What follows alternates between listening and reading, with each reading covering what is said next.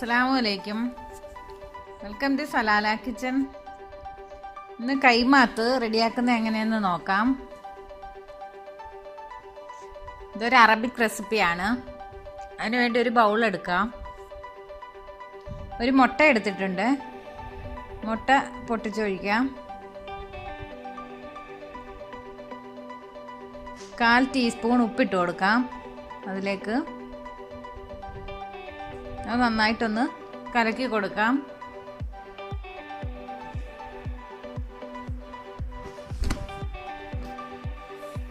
ഇനി 1/4 cup ചൂടുവെള്ളത്തിനകത്ത് 1 teaspoon പഞ്ചസാരയും 1 teaspoon ഈസ്റ്റും ഇട്ട് 10 മിനിറ്റ് ആക്റ്റീവ് ആകാൻ വെച്ചതാണ്.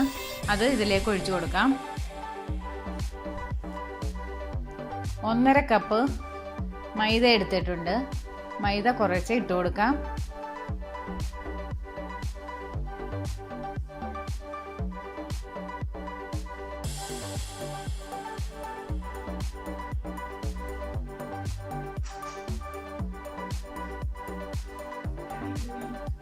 അത് നന്നായിട്ട് മിക്സ് ചെയ്ത് കൊടുക്കാം.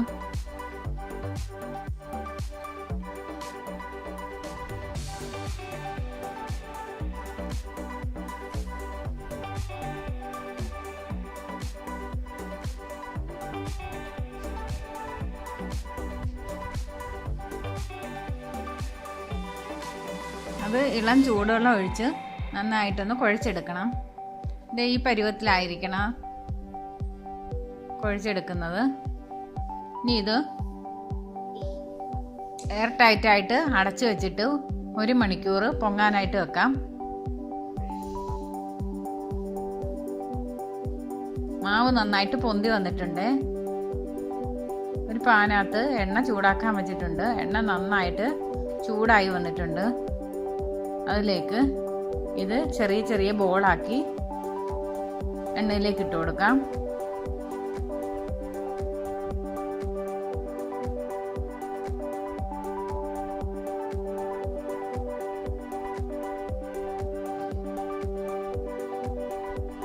കൈമാത്ത് റെഡി ആയിട്ടുണ്ട്. ഇത് പഞ്ചസാര പൊടിച്ചതാണ് ഞാൻ ചേർത്ത് കൊടുക്കുന്നത്. നല്ല മധുരം വേണ്ടവർക്ക് പഞ്ചസാര പാവ് കാച്ചി ഒഴിച്ചു കൊടുക്കാം.